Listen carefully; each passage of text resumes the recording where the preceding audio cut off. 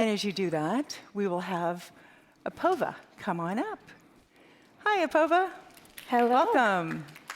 I'll have you sit here and I'll give you a little introduction to the group.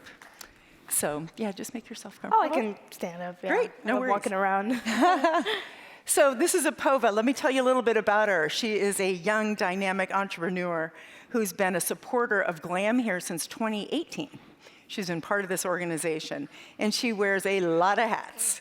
You are a scientist, an artist, speaker, writer, and a published researcher who's fast becoming the voice of Generation Z. She's a global speaker and talks about STEAM, innovation, AI ethics, and tech policy. She's part of the Young Empowerment and more. She's currently pursuing a degree in math, political science, and computer science right around the corner here at Stanford. And she's nicknamed the Human Calculator. That'll be kind of a fun girl to have a girls' night out with, to test her. And she was named the Global Child Prodigy after a performance on NBC's national show, Genius Junior. She's become a virtual sensation across social media and was featured on Nova, PBS, television's most acclaimed science documentary series. I don't know if anybody's seen Nova. It's got some really cool science stuff on there. And she was recognized by the royal family, the White House, California State Senator and Mayor for her social and advocacy work. So Apoorva, off of her economic world, she loves to run, she reads a lot of books, and paints portraits of her friends. So if you're lucky enough to be her friend, you might have a little portrait. Enjoy Apoorva. Thank you so much for the introduction. Oh. Hello, hello. Good morning. I will say I'm a little tired, but we can all wake up together this morning. So the reason we have a young entrepreneur for GLAM events, and I've been a part of a lot of GLAM events, way back in 2019, we did another eBay event here, and it was so much fun, and I'm so excited for all of you to get to experience it. But the reason we have a young entrepreneur is to show that at any age, you can make change. It doesn't matter how old you are. It doesn't matter what you think your skills are. If you have an idea and you're really passionate about it, you make a plan in action and you go for it. And so today, I'm just going to tell you a little bit about my story and the ideas I had around your age and how I tried to sort of bring it to life, and also just some of the lessons I've learned along the way. So here we go, eBay, yay. So luckily, Mary Susan already told you a little bit about who I am, but I'll tell you a little more personal details, which is I really love math, I really love art, and I think that's my superpower, is that I don't try to limit myself to just one thing that I like. I think that's the best thing about growing up and learning what you like, is learning how to bridge them. And it doesn't mean that you just have to limit yourself to one path or one field. Like we heard from Chloe right before, right? She likes ballet, she loves soccer, she likes orthopedic surgery. So you can always explore and learn new pathways. But yeah, let me tell you a little bit about my experience in STEAM. Does anyone know what STEAM is? Does anyone want to help me figure out what it is? Yeah? You could just talk, yeah. Mm-hmm. The A is a little tricky. Mm-hmm. Do you know what the M is? Math, yes. Does anyone have a guess for what the A is? Yeah? Yes, exactly. So if you don't know what STEAM is, S stands for science, T stands for technology, E is engineering, A is art, and M is math. And I love the word because I think it really describes all sorts of my interests. But I wanted to tell you about an experience I had when I was around some of your age, maybe a little younger. I was in 3rd grade, and I was at my very first math competition. And I was really excited about it. I really loved math, and this competition was the first experience I've had of its kind. And right before it started, this guy came up to me. He was like, "Why are you here? Girls aren't good at math. You're not even going to come close to winning." Which is kind of a crazy thing to say to someone you just met, right? But it was something that I didn't really know how to react to. And as much as I want to tell you, I was like, no, I'm here to win it, I was just really confused, and I stayed silent. And that's okay. Sometimes you need to just process information. But the more I thought about it, right, the more I realized I was going to prove him wrong. And I think sometimes in your life you have these sorts of experiences where people tell you things about yourself. And it's up to you to define what you want your experiences to be. And like, you don't have to let anyone else tell you what you are or define you, right? But I will say that in STEM, without the A, and sometimes the A, it's often a male-dominated field. But that means that you have a different perspective and a different voice to bring to the table. And that's incredibly important. Your voice and what you say matters, no matter where you are. So don't ever be afraid to exercise it, especially in rooms where you feel like you're the one bringing that perspective. Like you can see here, right, in this picture right at the top, I was the only girl on that stage of like 10 guys.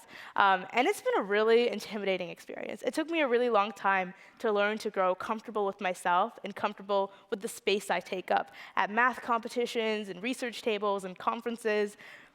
But it's been an important lesson to learn. And so the reason we have an event like GLAM is to teach you to take the space that you deserve and to use your voice and voice your ideas.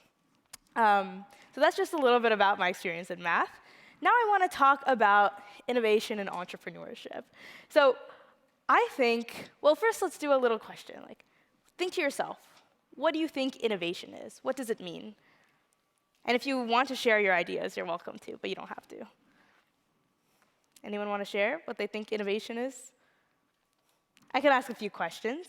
Do you think it's doing the same thing over and over again and expecting a different result? No, right? Do you think it's like anything new, like a new shade of paint or something like that? Maybe in a way. Do you think it's doing something really cute, really cool and really original, something that no one's ever done before, but no one can ever use it? Like, it doesn't mean anything. It could sort of be innovation, but to me, innovation is a new idea, maybe based on old ideas, but it's a new variation that provides value to the world and has an impact on people. And so this idea of innovation is something that I really think about when I am thinking about the ideas I want to bring to the world, right? Does it provide value to people? Is it something that can help people or provide service to people? And that's what innovation means to me. But again, that definition can change based on what has value to you. And then entrepreneurship is also sort of hand in hand with innovation, right? What is something new I can bring to the world, and what value does it provide, right? So we talked a little bit about this in the previous speech, right? Trying new things, being curious is what Mary Susan actually said when she introduced GLAM to you. And I think it's one of the things that I love most about myself is this growth mindset, the willingness to try new things. And I think, if you're not willing to try new things, it's hard to grow because you really grow when you're outside of your comfort zone, right? Because if you're always doing things that you're really, really comfortable with and things that come naturally to you, yeah, you'll feel good, you'll feel comfortable, but how do you learn new things? How do you, everyone starts out as an amateur when you're trying something new, right? So you have to have the willingness and the boldness to let yourself be bad at something. Let me tell you, 2 years ago, I was a terrible runner. I could not run a mile. But I made a new friend, and she is like a 17-year-old ultra-marathon. And for those of you who don't know what an ultra-marathoner is, it's someone who can run like 30 miles or so in the span of however many hours, right? Which is pretty incredible. But I never considered myself an athlete. But during the pandemic, I realized that I told myself narratives about myself. I'm not an athlete, I'm not a runner. But these were just things I was saying. It wasn't like a definition of me, right? And so I wanted to put myself out of my comfort zone, and I decided to try running. And I ran my first 10K, which is 6 miles-ish, last October. And it was really hard, and it was really difficult, and I kind of hated every second of it. But at the end, I was really, really proud of myself. And I realized that I did really enjoy running, like the last part of it when I was almost done with it. And it taught me something new about myself, right? I thought that running was not for me. I was never meant to be a runner. But saying these kinds of things to yourself is kind of like defining your own destiny. But the really cool thing about each and every single one of us is that we can always transform ourselves. We can always find new things to love, and we can always try new things. And so I decided to make running my new thing. And I trained for a half marathon, which is 13 miles, ran it on my 18th birthday. And then I trained for a full marathon, which is 26 miles, and ran it this May. And it was an incredibly insane experience. It was so much fun. It made me so grateful for all the things I have. But it also just made me realize that at any point in my life, I can try something new and follow it through. And that's something I want you to think about. Is there anything that you're maybe scared of trying because you think you might be bad at it, or something you've always wanted to do but you've never started, that you can start today or tomorrow or any time in the next week or so, or even month or year? You know, you can always start something new. But that was one of those things I've tried. And then also, I'm in my freshman year at Stanford, and it's kind of been my priority to try new things, try things that I think I'll be really bad at, and a lot of the times I am. But that's how you grow, right? That's how you get better. That's how I went from not being able to run a mile to running 26 miles in the span of like a year. And so some of the new things I've tried at Stanford that I just wanted to share, maybe to inspire you, or something that you might also want to try, is I learned how to play the tenor saxophone. I went on my first backpacking trip, which was super cool. And I tried this really cool thing called Dragon Boat, where you get on a boat with like 20 other paddlers, and you just go out in the water and paddle. These are all physical things, but you can also try new academic things. You can try new art forms, all these sorts of things, and it might teach you something about yourself. But yeah, that's just something I wanted to put out there. Oh. So I want you to just take a minute or so to think about maybe something you're passionate about, something that really excites you. And I want you to think about it, and maybe think about an idea that you had with this thing, or something you've always wanted to try, right? And it can be anything. It can be, it can be math, it can be science, it can be art, it can be fashion, it can be dance. Whatever it is, I hope you stick with it. I think when we're doing things we're passionate about, you always reach a point where it becomes really difficult. And these are sort of turning points. These are pivot points where you can maybe decide to give up or try something new, or you can decide to see it through, right? And if you really love it, I really hope you stick with it, because this is sort of what I found myself in when I was doing math. I really loved math. I loved math competitions. I loved solving problems. But I always had these pivot points where I realized the space of math can be really toxic sometimes because of the fact that there's so many people in it who don't look like me, who I can't relate to, and also the fact that sometimes they just say very mean things, like at the third grade competition, right? And these pivot points of deciding to leave or stay are really crucial points of your life. And for me, deciding to stay was something that I'm really glad I did, but I will say that there are moments where you should leave. It really depends on the situation. But if you really love something, don't give it up for someone else. That's a decision you have to make for yourself. Cool. Now let me tell you about something else I'm really excited about and really passionate about, which is art. Raise your hand if you love art. Yay! Oh my gosh, we have so many art enthusiasts in here. Okay, so I love art. I love painting. I love drawing. I love trying new art forms. And something that I did when I was younger, I was 12 years old.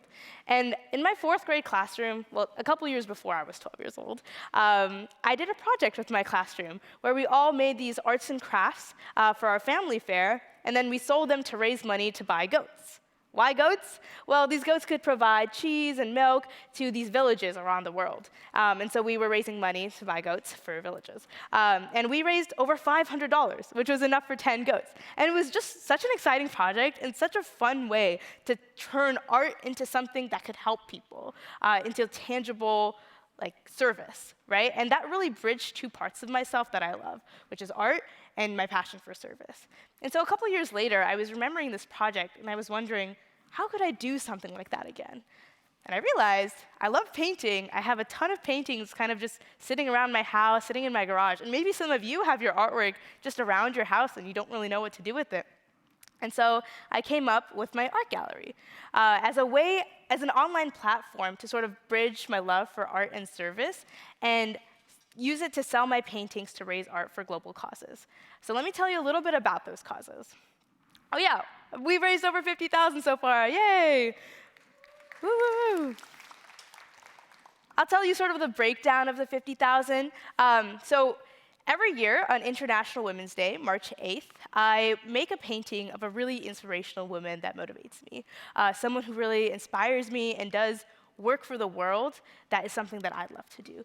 Work in education, work for women's rights. And so for the past 4 years, you can see some of them.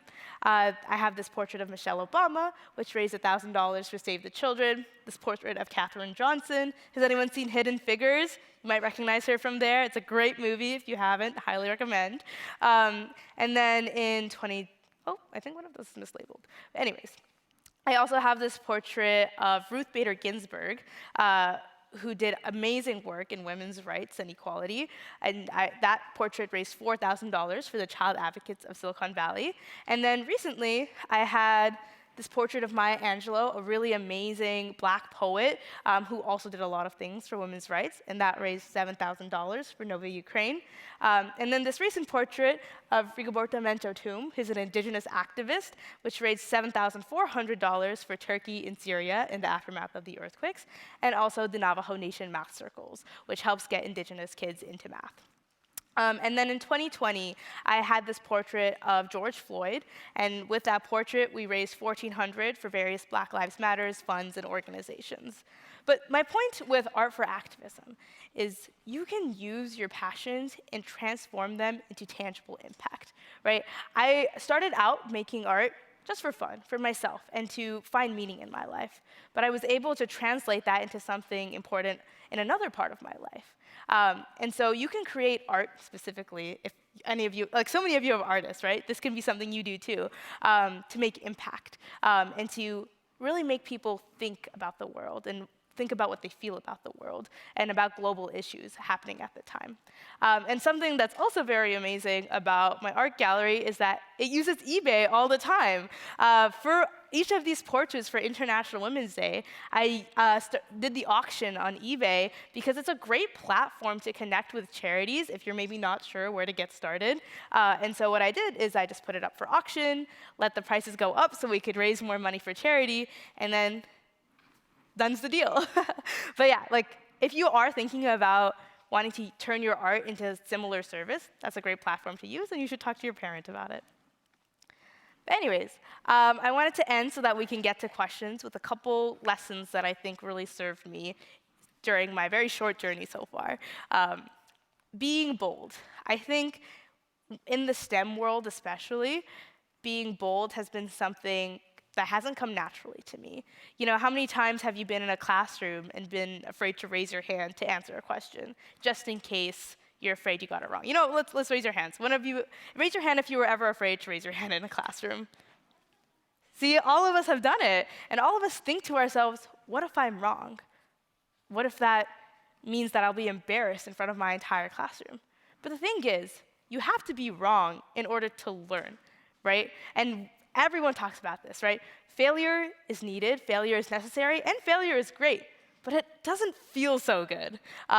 But sometimes you just have to accept that you will be uncomfortable and know that being uncomfortable is how you grow. But yeah, being bold enough to take that step for yourself, raising your hand, answering the question, maybe you get it right, maybe you get it wrong, and your teacher tells you how to actually do it, right? Staying passionate. That's something that we talked about, right, when we were thinking about the ideas and the subjects that we're passionate about. Sometimes it's really hard to stick with something, but if you do, the reward at the end is so worth it. And it's these pivot points that really define what something means to you, right? For me, it was running. I could have quit after my 10K race, but I stuck with it, and it materialized in this really great way. Or math, or art, or any of these things. Leaving your comfort zone, again, we talked about this a lot, but don't be afraid to. In fact, actively seek ways to leave your comfort zone. Try something new, maybe play a game that you've never played before, or try something that you've always wanted to try but have been scared to. And of course, very importantly, remember that you can do anything at any point in your life. You can always change, you can always transform, you can always find new things. Never limit yourself. And just remember that you are capable of whatever you want and whatever you put your mind to. Yep, and I think that's all I want to leave you with today, but I will be around all day, so if you have any questions, please feel free to come up to me and ask me, and I'll just be around helping. And you'll see me again soon. But yeah, if you want to contact me, any of these things work. You can also just search my name up anywhere. But yeah, thank you so much for listening, and thank you to the incredible, incredible GLAM team for organizing this and getting you all this wonderful merch. I'm so jealous. And it's going to be an amazing weekend, I promise you. Yeah. Woo! Thank you so much, Apoorva. Thank you for your inspiration for all the gals. You know, I just loved your journey, and you know, she's, my viewpoint, still so young. Long way to go, and hopefully she's an inspiration for you. Thank you so much. Thank you. Ladies, do you have your feedback card? I'm going to share with you. I'm going to make little notes along the way to kind of prompt you to get interested in doing this with me.